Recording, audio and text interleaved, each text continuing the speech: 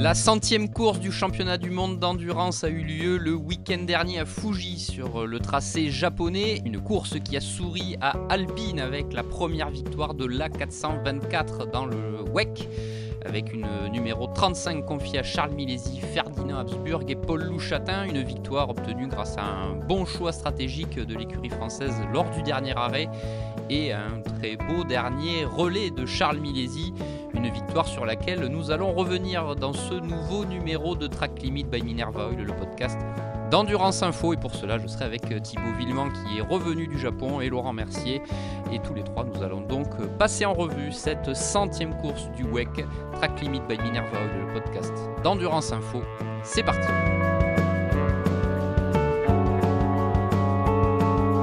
Thibaut, Alpine a donc remporté cette fameuse 100e course du WEC. Le championnat du monde a beaucoup communiqué sur ce jalon important de son histoire. On rappelle le championnat du monde relancé en 2012 sous cette nouvelle appellation WEC. Et donc une 100e qui a souri à la France et au clan Alpine. Après plusieurs victoires Ferrari en début de saison et les dernières courses après les 24 heures du Mans où Cadillac et Porsche l'avaient emporté. Thibaut, on va commencer par Alpine. Globalement, c'est un coup stratégique. On l'a vu lors du dernier arrêt avec ces fameux 2 changements de pneus contre 4 à la concurrence emmenés par Peugeot et Porsche. Est-ce que cette victoire Alpine était attendue, Thibaut, au vu de ce qu'on a vu depuis le début de la semaine, ou pas du tout? Bonjour à vous deux, bonjour à tous. Attendu, non, c'est un grand mot, hein. On sait que c'est à Fuji l'année dernière que l'Alpine avait décroché son podium avec la 36. La 35 était presque en lutte pour la gagne et c'est elle qui aurait dû décrocher ce podium, mais on sait que Charles Milesi s'était accroché avec une Corvette, il avait écopé d'un drive-through. Déjà, première petite mention à lui, d'ailleurs, il a reçu le coup de cœur du week-end par De Barre Automobile et c'est amplement mérité, il a été excessivement solide. Après, ça a été une course hachée, hein. Je crois qu'il y a eu 3 voitures de sécurité, il y a eu 5 full course yellow. Ça a pas mal rebattu les cartes et on sait qu'au début de course, Ferdinand Habsburg a percuté la Toyota numéro 8 de Sébastien Buemi. Il a écopé d'une pénalité suite à ça. Et en fait, dans ce genre de course hachée, il faut toujours de la réussite. Et la numéro 35 en a eu, notamment en étant dans la voie des stands au moment d'un full course yellow. Donc, un arrêt au stand, en fait, ça a permis, ce que nous expliquait Nicolas Lapierre, de rattraper le temps perdu avec la pénalité. Donc, ça, c'était plutôt bien. Après, voilà, l'équipe a fait une belle course et en fin d'épreuve, comme tu le disais, Pierre, au dernier arrêt, avant le dernier arrêt, ils sont troisième. Ils prennent le pari de ne changer que 2 pneus contre 4 à la concurrence. C'est un pari payant. Alors après, il y en a beaucoup qui disent, mais pourquoi, comment ça se fait que la concurrence n'a pas fait pareil? Alors, il faut savoir que Peugeot souffre d'une dégradation des pneus arrière qui, à en croire les intéressés, ne leur permettait pas de faire pareil. Et il faut pas oublier que la Porsche numéro 6 était sous le coup d'une pénalité de 5 secondes parce que pour un moteur non éteint à temps lors d'un arrêt ravitaillement. Et donc, voilà, la track position, on sait à quel point c'est important. Eux, ils pouvaient pas se permettre de perdre encore plus de temps là-dessus. Raison pour laquelle Porsche et Peugeot ont un peu joué la sécurité.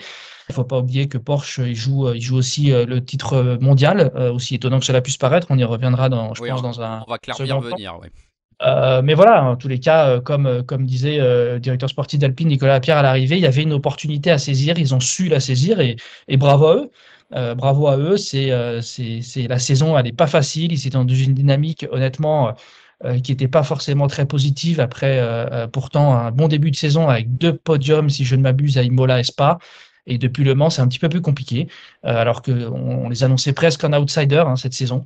Donc voilà. Après, il y a encore beaucoup à faire, hein. Faut pas fanfaronner, hein, du côté d'Alpine. Ils sont pas encore au niveau des gros ténors, mais en tous les cas, ça va mettre du baume au cœur à tout le monde. Et maintenant, en toute honnêteté, faut confirmer. Il faudra confirmer dès Bahreïn pour traverser l'hiver avec optimisme pour 2026. Mais en tous les cas, on va pas bouder cette victoire française et même ce doublé français. Ouais, doublé français, comme tu le dis Thibaut, avec Peugeot. Peugeot qui a longtemps été en verve ce week-end. On les a vus en essai très performants. Un tout petit peu moins en qualif. Mikkel Jensen pensait pouvoir faire un petit peu mieux, mais finalement en course, on a vu surtout la numéro 93 aux avant-postes, avec Thibaut une vitesse de pointe démoniaque qui a beaucoup joué en la faveur de Peugeot et leur a permis et de défendre dans le peloton, mais aussi d'être vraiment devant avec cette 93. Mais au final, donc on le redit, ce choix stratégique d'Alpine qui a pris le dessus, et Peugeot qui a quand même été longtemps devant avec les différentes neutralisations qui ont beaucoup rabattu les cartes et qui ont joué en la défaveur de certains, notamment Cadillac. Thibaut Peugeot, avec toujours une BOP très favorable, on ne peut pas le cacher, avec un poids minimal et une puissance maximale. C'est quand même encourageant pour l'équipe, on va dire, dans l'élan et dans la poursuite du programme. Ah bah complètement. Moi je trouve que Peugeot, alors oui, effectivement, est-ce que c'est eux qui ont été les plus solides dimanche dernier peut-être? Ils ont fait une erreur avec la 94 sous safety car qui leur a valu un drive-through après l'arrivée. Tout comme on y reviendra après, les deux Ferrari 50 et 51. Par contre, honnêtement, la 93 a fait un week-end parfait de bout en bout. Ils ont été super forts. Michael Jensen, tant en qualif qu'en fin de course, il a vraiment été très très solide. C'est une grosse pointure, le pilote danois. Ils auraient presque mérité de gagner. Voilà. Après, certains disent qu'heureusement qu'ils n'ont pas gagné parce que ça aurait été encore la preuve que c'est un peu un nivellement par le bas, parce que c'est vrai que c'est toujours la voiture la plus légère et la plus puissante avec Aston Martin, ce qui fait que plus encore que la vitesse de pointe, c'est l'accélération. En sortie de virage, la voiture, fallait voir comment elle déposait la concurrence. C'en était assez cocasse. Ouais, c'est un petit peu le souci quand on a deux voitures qui sont totalement aux extrémités de la fenêtre de BOP, à savoir Peugeot qui est tout en bas, minimum de poids, maximum de puissance, et un Toyota ou un Ferrari qui sont tout en haut. À contrario, on se retrouve avec une Toyota et une Ferrari qui n'ont pas de raceability. Mais voilà, pour revenir à Peugeot, moi je dis bravo, honnêtement, bravo à l'équipe parce qu'ils sont sur une super dynamique. Au niveau exécution, ça commence. Honnêtement, ils commencent vraiment à faire partie des meilleurs. Font vraiment du bon boulot. Maintenant, on sait très bien, comme on l'a dit, s'ils veulent jouer le titre, il va falloir attendre la nouvelle voiture 2027 parce qu'en 2026, ils vont encore excusez-moi, se traîner cette 9X8 qui va encore souffrir sur bien des tracés, et même Olivier Jansoni le reconnaissait, être à l'extrémité de la fenêtre de BOP, c'est jamais une bonne chose. En tous les cas, je trouve que, voilà, encore une fois, d'un point de vue exécution, ils ont été remarquables tout le week-end. Ils ont été étonnés un petit peu que Michael Jensen pensait pouvoir revenir sur Charles Milesi en fin de course, mais c'était pas le cas. Mais encore une fois, la Peugeot dégrade davantage ses coms arrière que l'Alpine. C'est aussi d'ailleurs, quand tu parlais de BOP, de puissance, c'est aussi pour ça qu'Alpine a fait ce pari de ne changer que deux pneus, parce qu'ils savaient très bien que sur la piste, peut-être qu'ils auraient pu avoir la Porsche plus encore avec la pénalité de 5 secondes dont elle a écopé. Par contre, la Peugeot était totalement impossible à dépasser, et la seule façon de le faire, c'était en tentant un pari tel que celui-ci. Mais voilà, moi je dis bravo Peugeot, et si s'ils perdent pas trop leurs éléments clés d'ici l'arrivée de la nouvelle voiture en 2027, je pense que ça promet. En tous les cas, voilà, juste petite parenthèse, il y avait une belle image à la fin de la course, c'était les mécanos de Peugeot et les mécanos d'Alpine qui chantaient tous les deux la Marseillaise et qui se sont tous tapés dans la main. Et ça, c'était sympa à voir, même si encore une fois, dans le clan Peugeot, forcément, il nous disait que quand vous êtes aussi proche de la victoire, vous êtes un petit peu frustré. Mais c'est le deuxième podium de rang, et encore une fois, la confirmation. Et puis, ils vont aller à Bahreïn il va y avoir une belle lutte pour la 5e place du championnat constructeur entre Alpine, BMW et Peugeot. Et ça aussi, ça va être intéressant à suivre. Ouais, on avait vu Thibaut, pour compléter, que l'Alpine de Charles Milesi a aussi gagné du temps dans son tour de sortie, du fait de ses pneus aussi Bien sûr. en température, ces deux pneus en température par rapport à la concurrence. C'est vrai que une partie de cet écart s'est construite ici. Thibaut, on continue sur ce top 3 de cette course avec Porsche. Porsche qui, en début de saison, on en discutait hier en préparant un petit peu ce podcast, Thibaut. On a vu Porsche ultra dominer la saison IMSA en début d'année, et ils sont, avant Petit Le Mans, on ne sait jamais, peut-être en passe de perdre le titre. Ils ont été dans le dur en début de saison en WEC. Et là, ils sont potentiellement en position de jouer le titre, même si au niveau comptable, ça va être très compliqué. Mais Porsche fait 3 et 4 à Fuji, avec Kevin Estre et Lorenz Vanthoor qui ont été encore une fois très offensif et vraiment admirable dans le peloton parce qu'il a fallu doubler avec, on l'a vu, face à des Peugeot notamment très véloces en vitesse de pointe. Thibaut, cette troisième place de Kevin Estre et Lorenz Vanthoor, c'était compliqué de faire mieux au vu de la fin de course face à la Peugeot. Et Lorenz Vanthoor a d'ailleurs plaisanté sur les réseaux sociaux en disant que le DRS n'a pas fonctionné. Mais qu'est-ce que tu penses de cette fin de saison de Porsche? Bah, c'est vrai que c'est un peu le parallèle avec l'IMSA, il est marrant, ou pas d'ailleurs, parce que moi je trouve que voilà, tant en IMSA qu'en WEC, la BOP cette année aura eu un impact bien trop important sur les résultats et bien trop important sur le scénario de la saison. Donc, comme tu dis, on se retrouve avec Porsche, honnêtement, qui mérite son titre en IMSA et qui, si ça se trouve, va la perdre. Et on se retrouve avec Porsche qui finalement va pouvoir jouer le titre peut-être en WEC.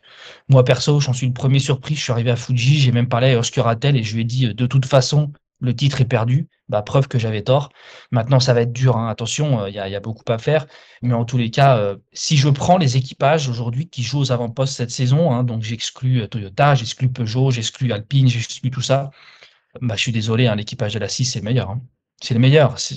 Vous m'arrêtez si je me trompe. Moi, je trouve que c'est l'équipage qui mérite encore d'être titré. Ils ont fait un 24 heures du Mans sur la moindre pénalité, quasi parfait. On sait pourquoi ils n'ont pas gagné. On va pas revenir dessus.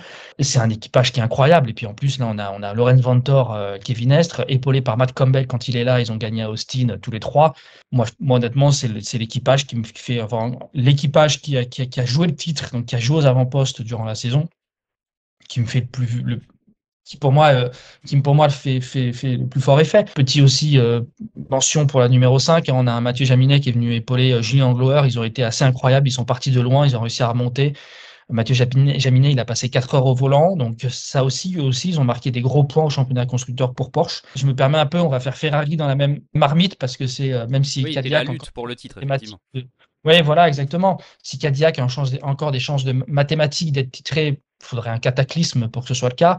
Les deux vont se retrouver à Bahreïn. A contrario, Ferrari, depuis leur victoire du Mans, qu'est-ce que c'est dur. Et surtout, il y a encore eu beaucoup de pénalités, trop de pénalités. On a vu deux pilotes qui ont été très forts, c'est Antonio Giovinazzi et Niklas Nissen, qui ont vraiment été assez diaboliques. Et d'ailleurs, Ferrari, généralement, ne met jamais en avant certains de ses pilotes, mais là, ils l'ont fait. Par contre, derrière, je suis désolé. Un Pierre Guidi, il y a trop de pénalités. Honnêtement, c'est un petit peu, moi, ça me fait penser à la remarque de Kevin Estre à un moment pendant les 24 heures du Mans. Ils font trop de bêtises pour mériter la victoire. Et là, c'est vrai qu'il y a quand même énormément de pénalités dans le clan italien. Et ils repartent avec 0 point. 0 point. Ils ont même, comme le Peugeot numéro 94, écopé d'un drive-through après la course parce qu'ils ont doublé le safety car lors d'un pass run alors qu'ils n'étaient pas censés le faire. Ça a foutu un bazar monstre. En toute honnêteté, j'ai pas encore tout compris ce qui s'était passé personnellement, mais en tous les cas, Ferrari est passé. On sait que le circuit ne lui convient pas, mais ils sont passés totalement à côté de leur week-end. Alors, plus Et mauvais résultat comptable de la saison. ah bah ouais, et puis là, 0 point, et puis l'équipe officielle, c'est encore pire, à savoir que la 83, alors que c'est eux qui ont fait la plus belle course, encore, excusez-moi, encore une fois par rapport aux deux officiels. Mais les pauvres, ils se sont fait harponner par Harry Tincknell en tout début de course qui a explosé le flanc de la 83. Ils sauvent 2 points, si je ne m'abuse, donc ils font passer à 13 points l'écart avec la numéro 51 au championnat pilote. Pour Ferrari F Corse, l'équipe officielle, c'est un week-end dramatique. Et ce qui va être intéressant à Bahreïn, c'est qu'il y aura deux titres à jouer, que Giuliano Salvi, le chef ingénieur, a été clair, c'est le titre constructeur qui primera. Donc les deux pilotes, les deux équipages 50 et 51 vont peut-être pas pouvoir tout donner parce qu'il va falloir assurer les points championnat constructeur. Par contre, la 83, ils n'en ont rien à faire. Et je peux vous dire ils vont tout faire pour aller chercher titre pilote. Et ça, c'est vraiment pas une bonne nouvelle pour Ferrari F Corse. On sait quand même que chez Ferrari, on préférait que ce soit les rouges qui gagnent.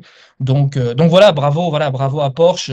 Petite frustration parce qu'il y a eu cette pénalité de 5 secondes qui leur a peut-être coûté quelques points, qui aurait pu encore diminuer l'écart au classement. Mais voilà, depuis quelques courses, depuis Le Mans, honnêtement, Porsche Penske, cette voiture numéro 6, ils sont remarquables. Donc, chapeau. Thibaut, il y a avant de passer à Aston Martin, on va s'arrêter sur le cas de Cadillac qui a, comme au 24 heures du Mans, trusté la première ligne avec les deux V-Series.R. Mais par contre, en course, ça a été autant le début de course a été conforme aux qualifications, avec des V-Series qui ont été plutôt aux avant-postes. Mais après, le déroulé de la course ne leur a pas souri, que ce soit avec les choix de changement de pneus et surtout les neutralisations et les séquences qui ont vraiment pas souri au clan Cadillac. Mais surtout, on a vu des voitures peiner un petit peu dans le peloton, en fait, dans ce fameux air sale, hein. Autant dans l'air propre, les LMDH américaines sont plutôt performantes, autant dans l'air sale, ça a été compliqué. Est-ce que tu t'attendais, Thibaut, au vu, est-ce que le paddock s'attendait à une telle contre-performance au soir des qualifications, sachant qu'on avait vu les Cadillacs plutôt à leur avantage précédemment? Oui et non, c'est débile comme réponse. Au moins, tu as des arguments pour et contre. Non, mais en fait, il s'est exactement passé ce qui s'est passé aux 24 heures du Mans. C'est une voiture qui n'est pas bien dans l'air sale. Ça a trop d'impact sur la hauteur de caisse. Elle devient assez inconduisible. Et voilà. Donc sur un tour, elle est très rapide. Dès qu'elle se retrouve dans le peloton, ça va pas. Donc à partir du moment où il y a eu des interruptions de course qui ont rebattu les cartes et qui ont fait rétrograder les deux voitures, bah à ce moment-là, ils sont foutus. Honnêtement, ils sont foutus. Ils peuvent plus rien faire. Donc en fait, si ça avait été une course intégralement sous drapeau vert, je pense que ils auraient eu une chance, même s'ils sont, pour les raisons que je viens d'évoquer, moins à l'aise dans le trafic que les autres et tout ça. Clairement, c'est ce sur quoi ils ont travaillé pour les Vaux 2026. Maintenant, écoutez, certains ingés, quand il y a une voiture qui a ce souci, c'est pas forcément facile à régler, donc ce sera intéressant de voir en début de saison ce qu'il en est. Mais voilà, non, ça a été, honnêtement, c'est le même scénario comment, et ça me rappelle ce que nous avait dit Sébastien Bourdet aux 6 heures de Spa. Sur un tour, on sera vite. Par contre, en course, ce sera autre chose. Voilà, c'est une voiture qui génère beaucoup d'appui aéro, qui est pas à l'aise dans les secteurs rapides, dans les lignes droites, et encore une fois, qui n'est pas à l'aise dans l'air sale. Donc, à partir du moment où ils ont rétrogradé au classement, c'était globalement fichu pour eux. Maintenant, bah voilà, vous prenez la pure perf. Clairement, ils étaient là. C'est la numéro 12 qui a dominé, qui a mené le plus grand nombre de tours, si je ne m'abuse, dimanche dernier. Il y a eu, honnêtement, ils ont manqué un truc, peut-être certainement au moment de la conception de la voiture. C'est une voiture d'endurance se doit absolument d'être à l'aise en trafic et c'est pas du tout le cas de l'américaine. Après, en toute honnêteté, ils n'ont pas fait d'erreur et ça, c'est aussi à noter. Donc, si ces soucis sont résolus pour 2026, ça promet parce que c'est pareil. Je trouve que ça fait quand même plusieurs courses où Team Jota fait du bon boulot. Donc voilà, grosse déception, évidemment, mais pas forcément surprenante. Thibaut, on va poursuivre ce numéro de Track Limit by Minerva Oil, le podcast d'Endurance Info, avec Aston Martin et la Valkyrie de Alex Riberas et Marco Sorensen qui prend la 5e place du classement final de ces 6 heures de Fuji. On a vu les Aston Martin, Thibaut, vraiment à leur avantage, hein, notamment en qualification. Ça a été un petit peu plus compliqué en course avec notamment l'élimination de la numéro 007, hein, Darry Tinknell et Tom Gamble après un contact avec l'Aston Martin de la petite sœur, on va dire, en GT3 de l'équipe The Art of Racing. Bon, encore une fois, la BOP est avantageuse pour la Valkyrie, mais cette voiture est relativement fiable, commence à performer dans les conditions qui sont favorables. J'ai envie de te dire que c'est encourageant pour le clan britannique, américano-britannique. Est-ce que c'est ton sentiment ou il faut encore une fois vraiment nuancer ce qu'on a vu sur le Fuji Speedway? Non, t'as raison, c'est mon sentiment. Clairement, la voiture, elle est encore très neuve, elle a du potentiel. Honnêtement, pour faire le parallèle avec la Peugeot, l'Aston Martin n'est pas encore arrivé au bout de sa première saison. Pour moi, la Peugeot, ça y est, ils en ont extrait le maximum. Ils en ont extrait le maximum, donc je vois plus trop de marge de progression. A contrario, l'Aston Martin, il y en a. Ça, c'est certain. C'est vraiment dommage que la numéro 07 et les deux pilotes soient passés totalement à côté. Harry Kinknell qui percute la BM numéro 15 et la Ferrari numéro 83 en début de course. Tom Gamble qui putain, il est pas cool, Tom Benga, il a viré la voiture du patron, dis donc, c'est chaud quand même. Non, en plus, c'est dommage parce que c'est un super mec et il fait plutôt une bonne saison. Donc là, c'est plutôt les pilotes qui n'ont pas été au niveau. C'est encourageant. On va dire qu'en début de semaine, ils visaient le top 5. Je pense qu'après les qualifs, ils se sont mis à rêver de podium. Ils n'y sont pas parvenus, mais c'est quand même le meilleur résultat de la Valkyrie jusque-là et ça mérite d'être salué.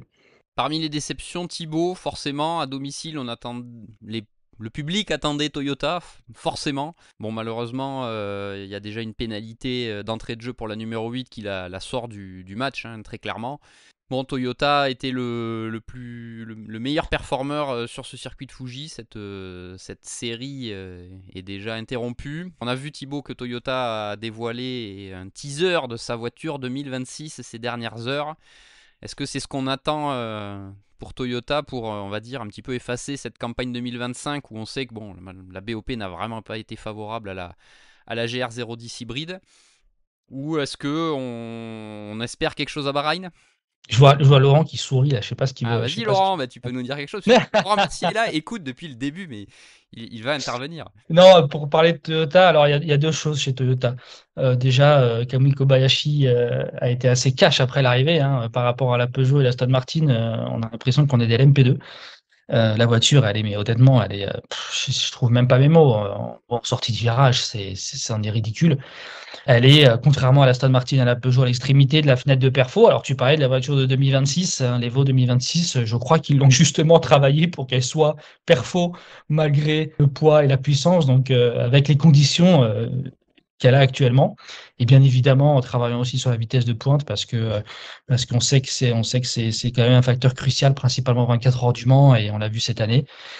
Maintenant, voilà, la numéro 8, il y a eu une erreur de fait. On peut pas le nier. Alors, On la rappelle saison est Thibaut, hein, c'est un arrêt d'urgence, doit être suivi d'un arrêt ensuite, un arrêt complet, exactement. qui n'a pas été fait. Et, et là, il y a eu un gros couac et la 8 ne s'est pas réarrêtée. Donc, elle a pris 3 minutes de stop and go. Donc là, c'est terminé. On va pas se mentir. Surtout sur un circuit comme Fuji qui est quand même pas très long. Voilà, il y a eu un couac qui ressemble pas du tout à Toyota. Ça arrive. Je pense qu'il y a un moment, on va pas se mentir. Je pense que c'est compliqué, hein, de rester aussi concentré quand on manque de perfo et qu'on a l'impression de ne pas maîtriser en fait son sujet. Mais voilà, il y a eu un couac. À Austin, ça avait été déjà compliqué aussi. La numéro 7 a fait une bonne course, une bonne stratégie. Il y a un moment, elle s'est même retrouvée en tête. Et puis, bah, là, comme tu parlais, quand tu parlais, c'est en fait la situation s'est retrouvée un petit peu comme Cadillac, à savoir qu'à partir du moment où elle a reculé dans le peloton, c'était terminé, puisque de toute façon, avec son manque de puissance, elle ne peut pas doubler. Donc, c'était foutu. Ils peuvent s'en sortir qu'avec la stratégie, hein. Ça me fait penser à Austin l'année dernière quand ils étaient en passe de gagner et qu'en fait, la numéro 7 n'avait pas doublé, je crois, une seule voiture sur la piste. Ils avaient réussi à monter au classement juste par des undercuts et ce genre de choses. Aujourd'hui, on en parlait, la Toyota n'a plus aucune raceability, elle n'a pas de puissance, elle n'a pas de vitesse de pointe, elle est complètement étranglée par la BOP. Et c'est là où, encore une fois, ça montre les limites de la BOP. C'est qu'en fait, moi, ce qui me chagrine quand on voit Fuji, sans dénigrer le travail fait par certaines équipes, en fait, une mauvaise voiture, pour l'aider, vous faites quoi? Le seul moyen que vous avez, c'est de lui donner de la puissance. Et les autres, bah, vous faites quoi? Bah, vous les étranglez complet. Donc en fait, c'est un petit peu, elles ont plus de raceability et on se retrouve avec des courses où bah voilà, malgré plus de puissance au-delà de 250 pour Toyota, en début de ligne droite, quand vous voyez la Peugeot qui sort du virage, elle a tellement d'avance que la Toy, elle peut même pas la doubler en bout de ligne droite. Donc en fait, ils sont foutus. Ils ne peuvent rien faire. Et je trouve c'est un sujet de BOP qui est vraiment préoccupant parce que on pénalise les meilleurs pour mettre au niveau les moins bons. Et le problème, c'est si on égalise même les temps autour, parce que c'est quand même le but de cette BOP, et ben au final, c'est les mauvais qui ont un avantage parce que ils ont plus de puissance et plus de vitesse de pointe parce que c'est le seul moyen de les aider et de les remettre au niveau. Moi, ça me fait un petit peu penser à une bataille au Nürburgring en 2016 ou ouais, 16 ou 17 entre Olivier Plat sur une Ford GT et je crois que c'était je sais plus qui sur une Aston Martin. Et en fait, le seul moyen qu'Olivier Plat a eu de doubler cette Aston Martin était beaucoup plus rapide. Il lui a mis une petite pichenette, il est parti en travers, il a pris l'intérieur, mais sinon, il ne pouvait rien faire. Et moi, c'est vraiment quelque chose qui me chagrine et je pense que c'est un sujet sur lequel les instances dirigeantes vont devoir se pencher. En dehors de la BOP qui a été très très discutée cette année, le problème c'est qu'on prive excusez-moi, j'ai pas vraiment de terme en français, mais de raceability, les meilleures voitures, parce que le seul moyen d'aider les mauvais, excusez-moi, ceux qui sont en bas de la fenêtre, bah, c'est leur donner plus de puissance et donc de vitesse de pointe. Et donc ça les rend impossibles à dépasser. Et les autres en plus, en dehors de ça, c'est-à-dire que une Toyota qui se retrouve suivie par une Peugeot, elle est totalement à sa merci et les pilotes ne peuvent rien faire. Voilà. Donc je pense que juste Toyota, il est temps que cette saison elle se termine. C'est assez hallucinant. C'est le seul constructeur avec Aston Martin qui n'a pas encore décroché de podium cette année. Rien ne va dans le bon sens cette année pour eux. Il y a un moment, je peux aussi comprendre qu'il y ait des erreurs de commises à force d'être dans cette situation. Je pense que c'est compliqué. Donc, va falloir remobiliser entre guillemets tout le monde, hein, pendant l'hiver et en espérant que cette version 2026 qui honnêtement vu des visuels ça promet. On sent une grosse évolution, hein, Thibaut Aéro, hein, notamment. C'est une très grosse évolution. C'est évidemment une très grosse évolution, hein, qui a failli être adoptée l'année dernière. Mais bien sûr, c'est la plus grosse évolution depuis 2023. C'est la seule d'ailleurs évolution depuis 2023. Ce sera très intéressant et vraiment, je pense qu'ils ont beaucoup appris dans l'adversité et ils seront là l'année prochaine. Je pense vraiment qu'ils seront là l'année prochaine. pour voir hein, cette version 2026, on vous encourage à aller sur nos réseaux sociaux ou sur notre site internet où vous pouvez voir un comparatif entre les différents angles de vue disponibles qui ont été mis à disposition par Toyota. Thibaut, on va conclure ce chapitre Hypercar des 6 heures de Fuji avec BMW. BMW, donc le deuxième abandon en hypercar hein, avec l'Aston Martin numéro 07. La M Hybrid V8 numéro 15 avec Raffaele Marcello bon, qui n'a rien pu faire. Alors, en revenant sur la Porsche du Proton Compétition qui était victime d'un souci de rétrogradage au niveau de la boîte de vitesse et qui malheureusement a perdu le contrôle et allait percuter les barrières de protection, le rail qui a dû être réparé durant un moment et ça a notamment un petit peu bouleversé le classement à ce moment-là. On en a parlé avec Cadillac notamment, qui a perdu les commandes. Thibaut, BMW un petit peu plus dans le dur en cette deuxième partie de saison, alors qu'on avait plutôt vu une entame de campagne encourageante, avec notamment la deuxième place, on se souvient, à Imola, mais c'est un petit peu plus difficile pour les troupes de WRT. Bah, c'est sûr, hein, c'est en fait le parallèle avec Alpine. L'année dernière, en fin de saison, tout le monde se disait l'année prochaine, il faudra se méfier d'Alpine et BM qui ont bien terminé la saison 24. Ils ont tous les deux bien commencé la saison 25 et au final, ils se sont tous les deux un peu écroulés. Alors là, ça y est, Alpine a réussi à endiguer cette dynamique. Encore une fois, il faudra confirmer. C'était une course qui était quand même très spéciale. Mais BM, ils n'y arrivent pas. C'est étonnant. C'est étonnant. Alors, il y a eu effectivement, ils sont pas non plus vernis, ils sont pas chanceux. Donc, pareil, il y a quand même une belle Evo qui arrive en 2026. Je pense qu'il compte beaucoup dessus. Il y a aussi, il faudra se méfier. Il y a aussi beaucoup de travail puisque WRT a été officialisé en tant qu'équipe d'exploitation maintenant pour l'IMSA. Hein. Donc, l'équipe belge aura un double programme WEC IMSA qui va être sacrément costaud à mener. Mais oui, moi, en ce moment, c'est un petit peu la déception. On peut parler de BOP, on peut parler de plein de choses, mais même Andreas Ross nous disait, il y a aussi à eux de travailler, de trouver des solutions, et pour l'instant, ils n'y arrivent pas vraiment. Donc, pour moi, c'est quand même, ça fait partie clairement des déceptions. Est-ce que tu penses que cette nouveauté hein, pour WRT avec le programme IMSA, une saison complète, on rappelle, hein, en 2026, est-ce que tu penses que ça va entraîner des conséquences au niveau du WEC ou est-ce que tu es confiant dans la capacité aux troupes de Vincent Voss à gérer les deux? On rappelle qu'il y a aussi le GT3 en parallèle. Dans les deux sens, je pense que ça, encore une fois, ça peut effectivement. Il faudra faire attention à pas s'éparpiller. Après, c'est pas le perdreau de l'année, Vincent. Donc, il va savoir se staffer en conséquence et faire en sorte que ça n'ait pas d'impact négatif sur son programme WEC. En revanche, là où ça peut avoir un impact positif, c'est clairement leur modèle, c'est Porsche Penske. C'est deux vraies entités qui sont similaires, qui partagent tout. Et tout le monde dit que Porsche Penske a réussi à tirer profit de cette synergie entre ces équipes IMSA et WEC et que ça leur a beaucoup, ça les a beaucoup aidé. Donc, ce serait intéressant de voir si vraiment, là, on va pas se mentir, c'était BMW de deux côtés, mais il y avait RLL, il y avait WRT et la collaboration n'était pas totale. Donc là, en ayant exactement vraiment la même équipe des deux côtés de l'Atlantique, ce sera très intéressant de voir s'ils arrivent à s'échanger les infos pour progresser plus vite et faire comme Porsche Penske. Parce qu'aujourd'hui, même si notamment avec Cadillac Team Jota, ça monte en puissance, dans le clan LMDH, Porsche Penske reste la référence et c'est aussi certainement lié à ça. Donc voilà, je fais confiance aux équipes de Vincent Voss pour bien gérer ce double programme. Thibaut, on va passer au LMGT3 et on va entendre Laurent Mercier qui patiente un petit peu quand même. Moi, je vous écoute, hein, il fallait juste pas, juste pour terminer sur l'hypercar, il fallait juste pas quitter les 24 heures du Mans, partir sur la Lune et revenir pour les 6 heures de Fuji, parce que je pense que quand tout le monde a quitté les 24 heures du Mans, tout le monde s'attendait à un cavalier seul de Ferrari, et si ça continue, c'est Ferrari qui va se faire coiffer sur le fil pour le titre. Et je pense que ça, personne s'y attendait, personne s'y attendait. Donc, il y a quand même des choses quand même à ajuster, des choses à gérer. Enfin, ça, C'est peut-être un peu extrême. On est ravi que ça se joue à la dernière, mais cette inversion des rapports de force est un bah, peu extrême quand même.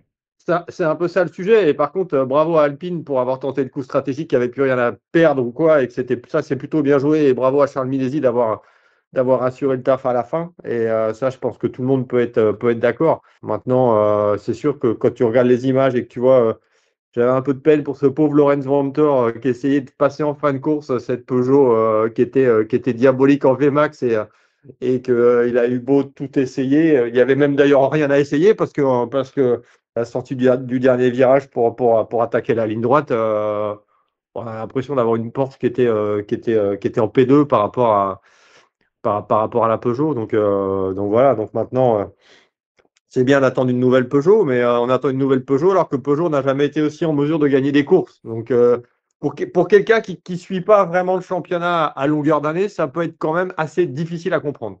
Ok, c'est très bien, hein, par contre, hein, c'est très bien d'avoir pour la 100e une victoire Alpine, bravo Alpine. C'est très bien d'avoir Peugeot sur le podium et qui a failli gagner, bravo à Peugeot. Mais maintenant, je pense qu'il va falloir à force que je me fasse psychanalyser sur le sport au sens général, hein, pas que le sport auto, hein. Mais quand tu aimes le sport, tu dis, waouh, putain, là, on a quand même pris un drop quand même sur certains. Enfin, quand tu dis que Toyota est le seul constructeur à ne pas avoir fait un podium cette saison avec Aston Martin. Alors, ok, il y a eu l'erreur, comme Pierre a expliqué, il y a eu l'erreur sur cette course-là, mais sur une prestation d'ensemble, tu dis, ouais, ok, mais Mais la 7 a fait une bonne course. La 7, ils n'ont pas grand-chose à se reprocher. Hein. ben non, mais où est le sport dans tout ça? Bientôt, au bout d'une saison, on va avoir une Aston Martin qui va peut-être gagner et récupérer les 38 points à Bahreïn si ça continue. Je pense pas quand même. Et tu te dis, soit les autres sont pas bons, soit on aide les plus mauvais, enfin pas les plus mauvais, mais ceux qui sont un peu plus en retrait. Je pense que c'est le cas d'ailleurs. Mais d'avoir une lisibilité de la course, là, il y a eu des neutralisations, ok, ça a permis de relancer. Et tu te rends compte que si tu n'as pas un fait météorologique ou des neutralisations, c'est difficile. Et je ne veux pas parler de Ferrari avec ses erreurs à répétition où là, ils peuvent s'en prendre qu'à eux-mêmes si jamais ils n'ont pas fait une course parfaite. Mais c'est difficile à lire. C'est la question aussi que j'allais te poser, Thibaut. Ça reste, il a fallu effectivement ces neutralisations, certains faits de course, mais on a quand même eu une course assez plaisante avec des tentatives de dépassement quand même par rapport à ce qu'on a vu depuis le début de la saison sur certains tracés où ça a été un petit peu parfois la procession. Est-ce que c'est un peu ce sentiment-là qui ressort selon toi et selon peut-être aussi les observateurs plus généralement? Bon, vous allez me dire que je suis tout le temps négatif, mais bon, c'est hélas aussi notre rôle d'appuyer là où ça va pas. Moi, il y a pas mal de gens qui se sont extasiés en fin de course en disant waouh, c'était la meilleure course du WEC. Il y en a même qui disent c'est la meilleure course du WEC de l'histoire. Là, on s'emballe un peu quand même. Ah, c'est ça, non, mais moi, vous me prenez un Fuji 2016 où il y a 1 seconde 6 d'écart à la régulière, où il y a 1/10 d'écart à la moyenne des 4 tours effectués par 2 pilotes différents en qualif. On a eu une bataille de dingue et c'est pas BOP, c'est rien. Moi, j'ai trouvé ça, d'un point de vue sportif, bien plus extraordinaire. Alors, si vous me demandez mon avis sur cette course, elle était divertissante. Honnêtement, c'était chouette à regarder. Il y a eu des rebondissements, il y a eu des accidents, excusez-moi, il n'y a pas eu de blessés, donc voilà, ça fait partie du sport auto. Il y a eu des interruptions de course, il y a eu des surprises, et ça c'était plaisant. Par contre, sur le plan sportif, il y a à redire. Déjà, aujourd'hui, en fait, les concurrents se plaignent parce qu'ils n'arrivent plus du tout à lire, si on peut dire, la course. Honnêtement, à la fin, je suis désolé, c'est quand même un peu une loterie. C'est un peu une loterie. C'est ce qu'on disait. Cadillac est devant, boum, il y a un safety car, il se retrouve derrière. Toyota est devant, boum, il y a un safety car, il se retrouve derrière. Après, avec leur philosophie de voiture, c'est plus possible de remonter. Il y a quand même une grosse partie de loterie. Et même les gens qui sont devant, hein, dans le clan Alpine et Peugeot, ils le reconnaissent. Ils le reconnaissent, ils disent ouais, c'était génial, ils sont contents du résultat. Évidemment, par contre, ils réclament un petit peu plus de clarté. Là, on a quand même eu, je crois que c'est au moment où il y a Raffaele Marcello, hein, qui sort, on a eu un truc qu'on n'avait jamais eu, à savoir un full coursiello suivi d'un régime de voiture de sécurité. Donc en fait, le problème, c'est que les gens en charge de la stratégie sur le muret, ils savent plus quoi faire. Alors attends, il y a un full coursiello, mais il y a un virtual safety car. Non, mais alors là, il faut qu'on rentre. Non, mais là, on peut pas rentrer Oui. parce que sinon, il y a ça. Il y a un moment, on s'est quand même retrouvé dans une configuration où on s'est retrouvé avec 5 ou 6 voitures qui ont dû faire un emergency pit stop. Un emergency pit stop qui aurait pu être évité et qui a totalement rebattu les cartes. Parce qu'un emergency pit stop, c'est quand même jamais une bonne nouvelle. Et je pense qu'il faudrait plus de clarté dans les visibilités de la course. Je trouve que c'était une course divertissante, mais qui a été trop marquée par le saut de la chance. Et il y en a qui en ont eu, il y en a qui n'en ont pas eu. Alors, il faut toujours de la réussite, hein, pour gagner une course. Mais moi, je trouve que là, c'est un petit peu trop. On est un petit peu trop perdu en disant alors là, il y a un accident. Alors, qu'est-ce qu'on va avoir? Full course yellow, virtual safety car, drapeau jaune, safety car. En fait, on n'arrive plus à lire. On ne sait plus. On ne sait Bah, plus. enfin, je pense que ça va même au-delà du championnat. C'est dans tous les championnats la même chose, hein. Il y a trop de règles. il y a trop de règles qui sont devenues incompréhensibles, et même pour les équipes où ça devient vraiment compliqué de sortir du lot. On peut reprendre l'exemple du GT World Challenge Europe où WRT pendant des années était très fort en stratégie. Et ce que WRT arrive à combler en stratégie, ben, l'année d'après, on te l'enlève parce qu'on modifie un peu le règlement par rapport à ce qui a été fait avant. Et je trouve qu'on pénalise un peu, on pénalise le travail. Mais bon, ça, Oui, c'est pas d'aujourd'hui. non, mais tu fais bien de souligner, et je suis désolé, en plus, on se retrouve quand même c'est une succession de choses qui font qu'en fait, ce qui fait le charme de l'endurance a tendance un petit peu à se perdre. Encore une fois, cette année, maintenant, ils sont tellement limités en nombre de trains de pneus, il n'y a plus de stratégie. On a vu encore une fois, on pense à 2016-2017, des Toyota qui n'arrivaient pas à suivre le rythme de la Porsche sur un tour, mais la Porsche détruisait ses pneus. Mais par contre, Porsche devait tout le temps changer de pneus, là où Toyota faisait des doubles relais et ils arrivaient à faire la différence par rapport à ça. Ça, on l'a plus. La consommation d'essence, maintenant, ils sont tous calculés, ils doivent tous faire le même nombre de tours par relais. La quantité énergétique allouée, elle est calculée en fonction de ça. Et là, maintenant, on a ça en plus. Et en fait, tout ce qui faisait le charme de l'endurance au niveau des stratégies et tout ça, bah, ça se perd. Ça se perd et moi, je trouve ça dommage. Et encore une fois, ça a été très divertissant, honnêtement, à regarder. La personne qui est sur son canapé dans son salon, qui regarde la course, c'est chouette. Moi, je suis sorti de la course et je me suis dit, mais comment je vais l'expliquer? Voilà. Et en fait, encore une fois, même les équipes qui en ont tiré profit, hein, Alpine et Peugeot, ils reconnaissent qu'il va falloir se pencher là-dessus parce que aujourd'hui, la course est devenue illisible et notamment au niveau de ces interruptions de course. On veut s'inspirer un peu du système américain, mais il y a monsieur Laurent Mercier qui lève la main. Non, non. Non, je voulais même aller plus loin. Enfin, je sais pas si toi, tu as terminé, mais je voulais même aller plus loin que ça et pousser un espèce de. Enfin, je sais pas si c'est un coup de gueule. Et là, ça ne s'adresse pas qu'à ce championnat-là, mais au championnat en général. Il faut arrêter avec les décisions qui sortent 2 heures après aussi. Parce que ça devient, ça devient Ça, c'est insupportable. un Ça point devient qu'on va illisible. aborder Et ça. notamment en GT3. Ah non, mais c'est même pas abordé en GT3. Oui, Ça non, mais pour mériterait cette même un course-là. podcast. Ça mériterait un podcast complet, tant ça devient problématique dans les différents championnats où les décisions arrivent tard. Alors, on va dire, ouais, mais il y a trop. Ok, soit il y a trop, mais tu te staffes en conséquence par rapport à la qualité de ton championnat. Tu as un championnat du monde d'endurance, tu as un championnat GT World Challenge aussi Europe qui est la référence en GT3. À un moment, tu te staffes en conséquence. C'est inacceptable d'avoir des décisions qui arrivent aussi tard, surtout pour certaines décisions qui devraient être réglées avant, en amont. Ça change la stratégie de la course, ça change la philosophie de la course, ça change le résultat. Le résultat final. Quand tu as des décisions qui arrivent à 5 minutes de l'arrivée, c'est juste pas possible. On peut reprendre l'exemple de Silverstone avec le LMS, avec certaines décisions aussi. Enfin, je veux dire, ça a ni queue ni tête. Ça devient ni queue ni tête. Et ça, c'est vraiment un coup de gueule. T'as raison d'en parler. Effectivement, comme tu dis, Pierre, c'était forcément un sujet qu'on allait aborder après, mais au final, ça nous amène sur le GT3. Un des exemples les plus flagrants dimanche dernier, c'est la Ferrari numéro 21 qui termine deuxième. Elle termine deuxième pourquoi? Elle aborde le dernier tour en tête, elle passe le damier en tête, mais il faut savoir qu'alors bon, il y a eu une erreur, une grosse erreur de la part de l'équipe de la numéro 21. Au moment du calcul de carburant, ils ont raté un tour. Donc, Alessio Rovera, le dernier tour, il est comme ça, il fait du fuel saving à mort pour essayer de sauver sa place. Sauf que le problème, c'est que pendant le dernier tour, si je ne dis pas de bêtises, c'est même pas 5 minutes avant l'arrivée, Lolo. Je crois que c'est pendant le dernier tour, excusez-moi, il apprend qu'il a 5 secondes de pénalité pour une infraction commise, pas lors du dernier ravitaillement, mais celui d'avant. Donc, c'est-à-dire quasiment 2 heures avant. Et tu peux plus réagir. Et tu peux plus réagir. Alors certes, ils peuvent aussi s'en vouloir qu'à eux-mêmes parce qu'ils ont fait cette erreur au niveau du carburant.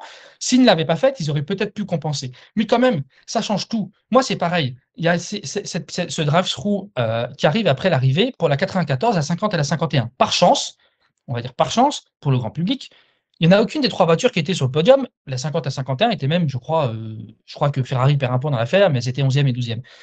Mais ce que je ne comprends pas, c'est qu'en fait, il y a un point de règlement qui est très précis.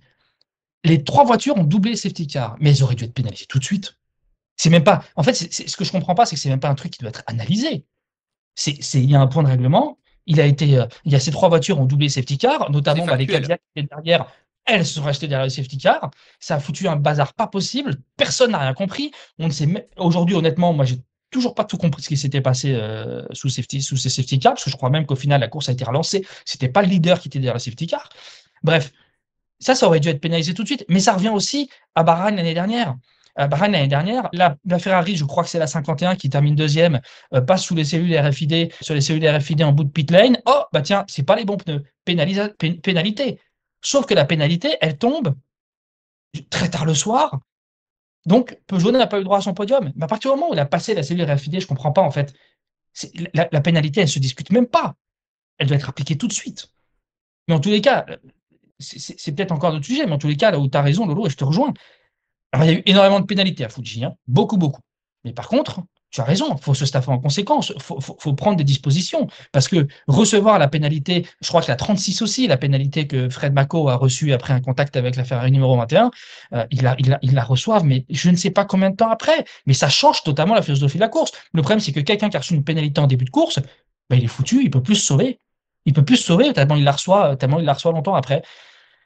Et faut que ça change. Faut que ça change. Parce que c'est sûr que ça a un impact trop conséquent sur sur les stratégies de course des uns et des autres. Et encore une fois, faut trouver une solution pour y remédier. Et donc Thibaut, en GT3, on en parlait, donc c'est effectivement TF Sport et la Corvette numéro 81 de Tom Van Rompuy, Rui Andrade et Charlie Stout qui s'imposent en ayant mené 2 tours. Et pas les derniers en plus, devant la Ferrari numéro 21 et la BMW numéro 31 de Yasser Shahin, Timur Boguslavski et Augusto Farfus. Thibaut, le titre en LMGT3 est encore un peu plus disputé qu'en hypercar, puisque la 5e place de Ryan Hardwick, Ricardo Pera et Richard Litz laisse évidemment cette numéro 92 en tête, mais il n'y a que 11 points d'écart avec François Herriot, Simon Mann et Alessio Rovera, qui auraient évidemment pu glaner quelques points supplémentaires sans cette erreur de carburant et la pénalité de 5 secondes. Mais le titre se jouera principalement entre ces deux voitures à Bahreïn, où on rappelle que 38 points seront à distribuer. Plus un de la pole. Et un de la pole, effectivement, donc 39. Mais par contre, oui, c'est en fait le sentiment des pilotes de la Ferrari numéro 21, il est un petit peu similaire à celui des pilotes de la Porsche numéro 6 en hypercar, à savoir que oui, c'est un bon résultat de manière globale parce que l'écart au championnat est réduit. Par contre, il aurait pu encore être plus réduit sans cette. Voilà, on a parlé de cette histoire de pénalité de 5 secondes qui tombe au dernier tour, mais surtout sans cette bourde qui a été faite, hélas, faut le dire, hein, c'est pareil, hein, F. Corset n'est quand même pas coutumier du fait. Mais là, les pauvres, ils ont perdu gros dans l'affaire, ils ont perdu 6 points et j'espère qu'ils vont pas le regretter à Bahreïn. Ce qui est dommage, c'est qu'à Bahreïn, ils sont, si je dis pas de bêtises dans mes calculs, ils ne sont plus maîtres de leur destin. À savoir que si la Porsche numéro 92 fait deuxième et que la 21 gagne, la Porsche numéro 92 est quand même titrée, je crois. J'ai un petit doute parce que je me demande s'il n'y a pas égalité, donc après ça se joue pas au nombre de victoires. Donc et chez ça, ils en auraient même, bref, ça va être très très serré en tous les cas entre les deux. Mais voilà, c'est un petit peu frustrant. En revanche, bah, mention vraiment pour l'équipage de la 21 parce que je sais même pas comment ils sont encore en lutte pour le titre. Là, ils ont encore été mis 2 fois dehors à Fuji. Ils étaient en passe de jouer la gagne à Imola, ils se font mettre dehors et ils ont fait un Le Mans absolument extraordinaire. Ils sont vraiment pas Ils ont pas de réussite pour le coup, on peut pas dire qu'ils aient de la réussite et ils font un boulot remarquable avec un vrai silver, un vrai bronze et un pro extraordinaire qui est Alessio Rovera. Là où, attention, hein, Manthey Force Form fait une super saison, incroyable. Mais ils ont quand même un Ricardo Pera qui, moi, je suis quand même très, très, très étonné qu'en 2026, ils soient encore silver, le copain, parce qu'il est quand même plus rapide que beaucoup de platines. Mais bon, encore une fois, très, très belle saison. Il y a rien à dire. Mais je suis vraiment admiratif du boulot fait par les pilotes de la 21 parce que aujourd'hui, l'équipage en lui-même, ils ont absolument rien à se reprocher. Et s'ils ne sont pas en tête du championnat, c'est majoritairement parce qu'ils se sont fait mettre dehors par d'autres concurrents. Et en l'occurrence, là, par une erreur de la personne chargée de calculer la quantité de carburant à mettre dans la voiture au dernier relais. On rappelle Thibaut la pénalité de 5 secondes pour un mécanicien qui était dans la zone de travail au moment où la voiture a quitté le box. Je pense que le truc à dire, c'est que, enfin, je suis désolé, alors c'est peut-être encore une critique, mais le GT3, c'était quand même très dépendant du poids et de la BOP. Et qu'une fois tu es là, une fois tu es là, une fois tu mets tes pions devant, après tu les mets plus. Et c'est aussi illisible. C'est pire parce que tu as le success ballast en plus. C'est pas simple à comprendre. Par contre, je pense qu'il y a pour une marque, c'est grand temps que la saison se termine, c'est Mercedes. Je veux bien croire que c'est la première saison de la Mercedes AMG GT3 en WEC. Mais là, franchement, c'est quand même, ça ramasse sévère quand même. Même Ouais, si mais c'est regarde, il y a un truc, tu vois, excuse-moi, je te coupe, Lolo, mais alors on sait qu'Ironix essaie de rester en LMGT3 l'année prochaine, mais bah, il y a un moment, je me demande si la CO et la FIA on oblige un bronze et un silver. Par contre, je trouve qu'il devrait y avoir aussi un facteur limitant dans l'autre sens. Moi, qui ai une des deux Mercedes, qui a aucun pilote pro dans l'équipage, moi, ça me chagrine. Ça me chagrine. On est dans un championnat du monde et on sait que dès le départ, en fait, il y a une voiture qui ne peut pas gagner parce que, en fait, c'est juste, excusez-moi, des trois gentleman drivers qui viennent et sans aucun objectif de résultat. Ça te chagrine pas, toi?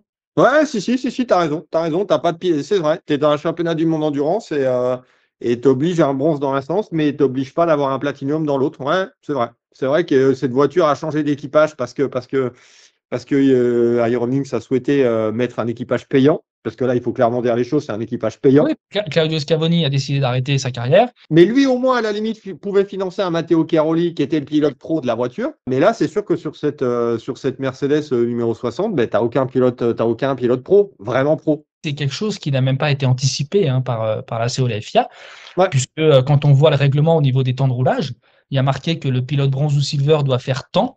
Et en fait, ils ont dit, bah ouais, mais nous, on en a 3. Et bien évidemment, ils ont dit, bah il n'y a qu'un des deux silver qui doit faire le minimum requis. Donc moi je trouve ça un petit peu, voilà, on est dans un championnat du monde, on a des pilotes pro-am, les gentleman drivers ont totalement leur place en endurance. Il y en a qui regrettent qu'il n'y ait plus de catégorie GT Pro, et je peux totalement le comprendre et j'en fais partie. Mais il faudrait au moins voilà, que tout le monde joue le jeu et que tout le monde ait des équipages corrects qui puissent jouer la gagne, quoi. Je pense que ça fera partie des discussions parce que l'avenir d'Iron Lynx est plutôt en pointillé, même si je pense que du côté d'Iron Lynx, on essaie justement de trouver des pilotes payants pour l'année prochaine. Mais si on doit retourner dans le même schéma que cette année, Ouais, on reste à la maison. Hein. bien sûr, je suis bien d'accord. Autant rester à la maison, sachant que l'invitation quand même en wake, elle est plus donnée à Iron Lynx qu'à Mercedes AMG. Hein. Bien sûr. Donc là-dessus, même si moi je verrais bien la Iron Dame continuer avec Porsche, comme c'est le cas actuellement. Oui, puis en Mais, plus, le karting aujourd'hui qu'il y a à Porsche, donc en toute logique, ça doit être le cas. ouais, ça devrait, même si la saison d'un point de vue comptable est quand même pas flamboyante non plus hein, pour l'équipage. Et du coup, on pourra revoir Ricardo Pereira en silver l'année prochaine si la catégorisation ne change pas, parce que ça fait partie des vrais scandales quand même de cette catégorisation. Mais je pense que là aussi, il faudra, d'ailleurs, je pense, c'est à l'étude, mais qu'on fasse un podcast spécifique parce qu'il y a là encore une fois, comme dans beaucoup de domaines, il y a des trous dans la raquette. Les 6 heures de Fuji donc constituaient la 100e course du WEC remportée par Alpine et ça a été le sujet de ce nouveau numéro de Track Limit by Minerva Oil, le podcast d'Endurance Info. Thibaut, la finale du championnat du monde se déroulera à Bahreïn en novembre avec les titres en jeu comme on l'a rappelé dans ce podcast. Une finale qui sera encore une fois disputée. On verra quel sera l'état de la balance de performance et qui donc déterminera sans doute les forces en présence. Comment tu vois les choses un petit peu ? Alors déjà, pour revenir un tout petit peu sur Fuji, il faut savoir que la BOP n'avait pas été modifiée depuis Austin en fait parce que il a plu à Austin, donc les résultats n'étaient pas exploitables. Mais si on parle de raceability, comme on l'a dit dans le podcast, si on compare les temps autour, je pense qu'on n'a jamais ça n'a jamais été aussi serré de l'année. Donc voilà, après la bonne nouvelle, qu'il n'y en ait pas une pour Ferrari et pour monter First Form, hein, c'est que tous les titres sont encore jouables. Il se passe tout le temps des choses à Bahreïn, honnêtement. On a vu Porsche du temps de 919 qui a failli perdre un titre. Bref, il se passe tout le temps des trucs et ce sera intéressant à plus d'un titre, que ce soit en hypercar entre Ferrari et Porsche, et puis et en MGT3 aussi entre Ferrari et Porsche, entre Vista F Corse et Monte First Form. Donc ça on peut que s'en réjouir et ça voilà, course de 8 heures, 39 points à gagner pour un pilote, 66 pour les constructeurs si je ne m'abuse en hypercar, donc tout est encore jouable. Rendez-vous donc le 8 novembre prochain pour découvrir et connaître l'issue de ce championnat. Il y a Laurent Mercier qui aimerait prendre la parole. Ah, Laurent Mercier. Juste pour dire que cette course de Bahreïn pourrait peut-être finalement être la plus intéressante de l'année. Parce qu'il y a quand même pas mal de choses, c'est une course plus longue, il y a quand même tous les titres qui sont ouverts et j'avoue que celle de Bahreïn, je pense qu'il faudra la regarder. En plus, il n'y a pas beaucoup de décalage horaire, donc c'est facile pour tout le monde. Rendez-vous donc le 8 novembre prochain sur le circuit de Sakhir pour cette finale du WEC 2025. Nous, on se donne rendez-vous très vite dans un prochain numéro de Track Limit.